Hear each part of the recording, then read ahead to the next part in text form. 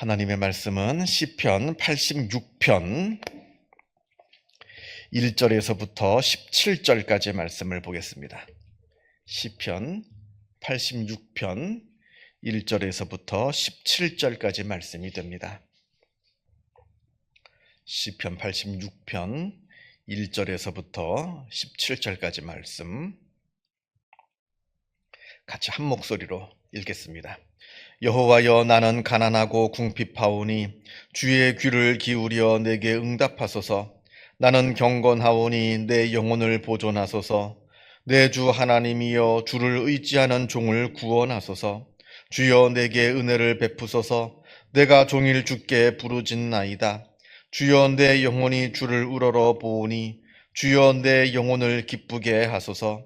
주는 선하사 사죄하기를 즐거워하시며 주께 부르짖는 자에게 인자함이 후하심이니이다. 여호와여, 나의 기도에 귀를 기울이시고 내가 간구하는 소리를 들으소서. 나의 환난 날에 내가 주께 부르짖으리니 주께서 내게 응답하시리이다. 주여, 산들 중에 주와 같은 자 없사오니 주의 행하심과 같은 일도 없나이다. 주여, 주께서 지으신 모든 민족이 와서 주의 앞에 경배하며 주의 이름의 영광을 돌리리이다. 무릇 주는 위대하사 기이한 일들을 행하시오니 주만이 하나님이시니이다. 여호와여, 주의 도를 내게 가르치소서. 내가 주의 진리에 행하오리니 일심으로 주의 이름을 경외하게 하소서. 주 나의 하나님이여, 내가 전심으로 주를 찬송하고 영원토록 주의 이름의 영광을 돌리오리니 이는 내게 향하신 주의 인자하심이 크사 내 영혼을 깊은 수월에서 건지셨음이니이다. 하나님이여, 교만한 자들이 일어나 나를 치고 포악한 자의 무리가 내 영혼을 찾아 싸우며 자기 앞에 주를 두지 아니하였나이다. 그러나 주여, 주는 긍휼히 여기시며 은혜를 베푸시며 노하기를 더디하시며 인자와 진실이 풍성하신 하나님이시오니 내게로 돌이키사 내게 은혜를 베푸소서. 주의 종에게 힘을 주시고 주의 여종의 아들을 구원하소서. 은총의 표적을 내게 보이소서. 그러면 나를 미워하는 그들이 보고 부끄러워하오리니 여호와여, 주는 나를 돕고 위로하시는 이시니이다. 아멘. 오늘은 다윗의 시입니다. 아주 오래간만에 다윗의 시가 나왔습니다. 그리고 오늘 시편 86편은 많은 여태까지 봤던 수많은 다윗의 기도가 다 그러했듯이 오늘 내용도 탄식시입니다. 내용상으로 구분을 하자면 오늘 시편도 탄식시에 해당됩니다. 우리가 다윗의 시를 많이 봤습니다만 다윗은 참 고난을 많이 당한 분입니다. 그러니까 그 많은 탄식시를 그렇게 많이 썼겠죠.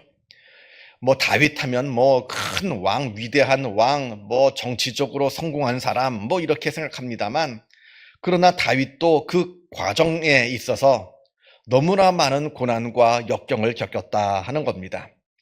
그래서 우리가 잊지 말아야 되는 것이 고난과 역경은 나만 당하는 게 아닙니다. 많은 사람들이 오해하는 것이 나만 고난당하고 있고 나만 역경을 당하고 있고 나만 어려운 일을 당하고 있고 남들은 다 잘 사는 것 같고 남들은 다 행복한 것 같고, 그런데 그렇지가 않아요. 다윗 같은 사람도 얼마나 많은 고난과 역경을 당했는지 모릅니다. 그 모든 것들을 다 겪어서 그 자리에 올라선 겁니다.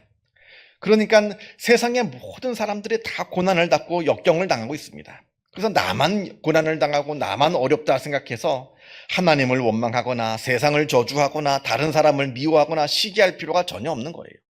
내가 부러워하는 저 사람도 알고 보면 그 사람의 그 삶 가운데 또 다른 내가 알지 못하는 여러 많은 역경을 가지고 있습니다. 이건 분명한 사실입니다. 그도 그 나름대로의 삶의 무게를 가지고 살고 있는 사람이에요. 그러니까 남들을 보고 부러워하고 시기할 필요도 없고요. 내 삶을 바라보면서 내 삶을 아주 저주할 필요도 없는 겁니다. 그래서 우리가 늘 어떤 세상을 바라볼 때 넓게 바라볼 필요가 있습니다. 나만 바라보고 나만 생각하는 것이 아니라 좀 넓게 세상을 바라볼 필요가 있다 하는 것도 꼭 기억을 했으면 좋겠습니다. 아무튼 다윗은 고난을 참 많이 겪은 인물이다. 오늘 시편에서도 우리가 읽었습니다만 다윗은 자기가 당한 여러 많은 어려움과 고난을 하나님께 탄식하면서 지금 기도합니다. 물론 그 고난의 내용이 구체적으로 무엇인지는 모릅니다. 그걸 언급하지는 않았어요. 그게 지금 전쟁의 상황인지 아니면 궁궐 안에서 정치적인 암투가 있었는지 아니면 무슨 일이 있었는지 뭐 알 수는 없습니다만, 그러나 분명한 것은 굉장히 지금 힘든 역경 가운데 지금 다윗이 놓여 있다 하는 것을 우리가 짐작하게 합니다. 자, 1절과 2절을 보게 되면 다윗이 하나님께 기도하면서 하나님이 내 기도를 반드시 들어줘야 하는 이유가 있습니다, 이렇게 이야기합니다. 하나님께서 내 기도를 반드시 들어줘야 하는 이유가 있습니다. 그게 뭐냐면 1절과 2절을 보면 여호와여 나는 가난하고 궁핍하오니 주의 귀를 기울여 내게 응답하소서.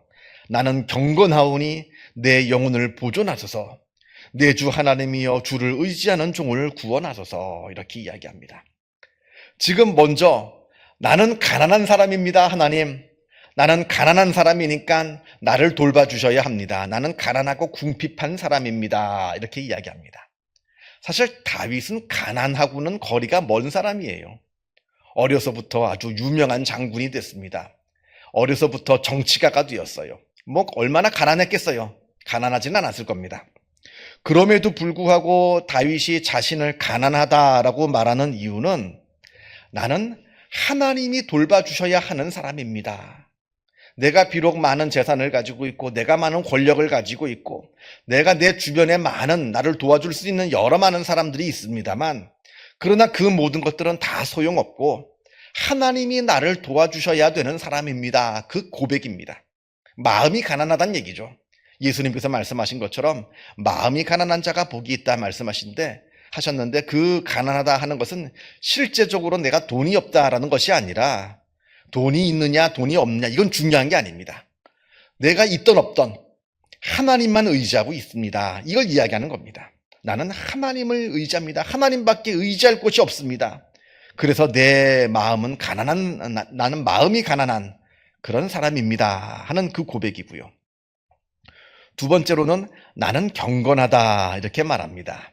나는 경건하오니 내 영혼을 보존하소서, 이렇게 말을 하는데, 여기서 나는 경건하다 하는 이 말은 나는 일평생 살면서 잘못을 저지른 적이 한 번도 없습니다, 그 뜻은 아니에요. 다윗은 우리가 알고 있는 것처럼 여러 잘못을 저질렀습니다. 그리고 어려서부터 전쟁터에서 수많은 사람들을 죽이며 살아온 사람인데 무슨 어떻게 잘못이 없겠어요. 그 뜻이 아닙니다. 여기서 말하는 경건이라고 하는 것은 내 행실에 대한 이야기가 아니에요. 행실에 관한 이야기가 아니라 하나님과의 관계에 대한 이야기입니다. 나는 죄를 지은 적이 한 번도 없습니다 하는 것이 아니라 내 삶은 비록 잘못이 있고 여러 많은 내가 실수도 있습니다만, 그러나 내 마음은 항상 하나님을 향해 있었습니다. 내가 늘 하나님을 바라보는 사람입니다, 이 뜻이지, 이 경건하다는 이야기는 나는 죄를 한 번도 지은 적이 없습니다 하는 의미는 아닙니다.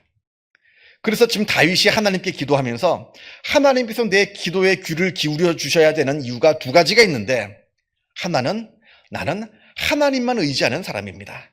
두 번째, 나는 하나님만 바라보는 사람입니다.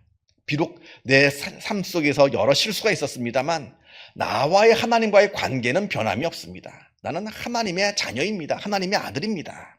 이렇게 지금 기도하고 있는 거예요. 그러니까 하나님께서 내 기도를 들어주셔야만 합니다, 이렇게 다윗이 이야기합니다. 자, 3절에서 4절까지를 보게 되면, 그러면서 이제 다윗이 이런 나에게, 이렇게 마음이 가난하고 또 내 마음이 경건한 이런 나에게 하나님께서 은혜를 베풀어 주옵소서. 3절 보면 주여 내게 은혜를 베푸소서, 이렇게 기도하고 있고, 내가 종일 주께 부르짖나이다, 이렇게 이야기하고, 4절을 보면 내 영혼이 주를 우러러 보오니 주여 내 영혼을 기쁘게 하소서. 나는 하나님밖에 없다는 거예요. 하나님만 바라보며 하나님께 기도하고 있으니까 하나님 내 기도를 들으시고 응답하여 주옵소서, 이렇게 계속해서 간절하게 기도하고 있는 겁니다. 그러면서 5절에서 다윗은 하나님의 그 자비로우신 마음에 호소를 합니다. 5절을 보면 주는 선하사 사죄하기를 즐거워하시며 주께 부르짖는 자에게 인자하심이 후하심이니이다. 하나님이 이런 분이라는 거예요. 그러니까 하나님께 나아가는 겁니다. 하나님은 용서하시는 하나님이시라는 거예요. 다윗이 살면서 여러 많은 죄를 짓습니다. 실수도 많이 합니다. 잘못도 합니다. 허물이 많아요. 그럼에도 불구하고 하나님께 기도할 수 있는 이유는 하나님은 나를 용서하시는 하나님이시기 때문에 그걸 믿고 나아가는 겁니다. 내가 하나님께 회개할 때 하나님께서 내 모든 죄를 다 용서하시고 내 기도를 들어주시는 용서하시기를 기뻐하시는 분이시기 때문에 내가 하나님께 나아갑니다. 그리고 하나님께서는 하나님께 부르짖는 자에게 인자하심이 후하십니다. 하나님께서 인자하심으로 후하게 베풀어 주시는 분이십니다. 이게 바로 하나님의 성품이라는 겁니다. 그러니까 나에게 죄가 많고 내가 잘못하기도 하고 그럼에도 불구하고 하나님께 나아갈 수 있는 이유가 하나님은 이런 분이기 때문에 우리가 나아가는 겁니다. 우리 이 믿음이 있어야 되는 거예요. 여기서 믿음이 흔들리면 하나님께 기도할 수가 없습니다. 하나님은 용서하시는 분이시고 하나님께 기도할 때 하나님은 내 기도를 들으시고 후하게 베풀어 주시는 하나님이시다. 하나님은 사랑의 하나님이시다 하는 이 믿음이 흔들려서는 안 됩니다. 그래서 우리의 믿음의 가장 밑바닥에는 하나님은 사랑의 하나님이시다 하는 것이 반드시 우리 신앙의 밑바닥에 자리 잡고 있어야 되는 것이고요. 7절을 보면 나의 환난 날에 내가 주께 부르짖으리니 주께서 내게 응답하시리다 이렇게 말합니다. 지금 구체적으로 다윗이 무슨 어려움에 처해 있는지 지금 언급하지는 않습니다만 그래도 지금 다윗은 분명 이런 자비로우신 하나님, 나를 사랑하시는 하나님을 내가 의지하여 하나님께 부르짖습니다 이렇게 계속해서 기도하고 있는 겁니다. 그러니까 하나님은 나에게 응답하시는 분이시다 하는 확신이 있는 거예요. 그래서 우리가 기도할 때 하나님께서 내 기도를 들어주신다라고 하는 확신을 가지고 그걸 믿고 기도해야 되는 것이지, 어떤 분은 정말로 농담으로 하는 게 아니라 하나님이 안 들어주실 줄 믿고 기도하는 분이 계셔요. 기도하면서 아이고 이게 되겠어? 의심하면서 기도하는 거. 이건 하나님께서 내 기도를 안 들어주시겠다는 것을 확실하게 믿고 기도하는 거죠. 그건 잘못된 겁니다. 하나님께서는 내 기도를 들으시고 응답하여 주신다는 것을 확실하게 믿는 겁니다. 비록 지금 당장 응답이 없다 할지라도 끝까지 믿고 기도하는 거예요. 확신을 가지고 소망을 가지고 기도하는 겁니다. 지금 다윗이 이걸 이야기하고 있어요. 지금 자기의 기도가 응답된 게 아닙니다. 아직은 응답이 되지 않았어요. 그럼에도 불구하고 하나님은 나를 사랑하시는 하나님이시기 때문에 내가 끝까지 믿고 기도하는 겁니다. 12절과 13절을 보면 주 나의 하나님이여 내가 진심으로 주를 찬송하고 영원토록 주의 이름에 영광을 돌리오리니 이는 내게 행하신 주의 인자하심이 크사 내 영혼을 깊은 수월에서 건지셨음이니이다 이렇게 되어 있습니다. 보면 여기 수월이라고 하는 것은 좀 큰 의미를 가지고 있어요. 지옥, 우리가 죽어서 예수 안 믿는 사람들이 가게 되는 지옥 그런 뜻도 있고, 죽음도 의미할 수도 있겠고, 아니면 죽음처럼 아주 힘든 역경을 이야기할 수도 있고, 어려운 일을 이야기할 수 있고, 아주 큰 개념인데, 지금 여기서 보면 하나님께서 나를 깊은 수월에서 건지셨다 이렇게 말을 합니다. 근데 사실은 아직 과거형으로 되어 있습니다만 아직 그 은혜가 아직은 이루어지지 않았어요. 아직은 다윗이 고난 가운데 있습니다. 그럼에도 불구하고 다윗은 하나님께서 나를 수월에서 건져주셨습니다 이렇게 과거형으로 이야기해요. 아직 이루어지지 않은 사건임에도 불구하고. 지금 다윗이 이야기하는 것은 믿음을 이야기하는 겁니다. 아직 나에게 하나님의 도움의 손길이 이르지는 않았습니다만, 하나님께서 내 기도를 들어주시지는 않았습니다만, 그러나 하나님은 분명 나를 도와주시는 분이십니다라는 확신이 있기 때문에 하나님께서 나를 수월에서 건지셨습니다 이렇게 이야기하는 겁니다. 이걸 신학적으로 선취라고 합니다. 미리 앞서 달려가서 미래를 향해서 내가 미래에 있을 하나님의 도우심을 내가 미래로 향해서 먼저 달려가서 그 미래의 하나님의 기도의 응답을 내가 먼저 취하는 거예요. 아직 기도 응답이 이루어지지 않았지만 확신을 가지고 하나님께서 나에게 기도 응답을 주실 줄 믿고 미리 기뻐하는 겁니다. 미리 감사하는 거예요. 이걸 신학적으로 선취라고 하는 겁니다. 그러니까 이 고난 중에서도 기뻐할 수 있는 거예요.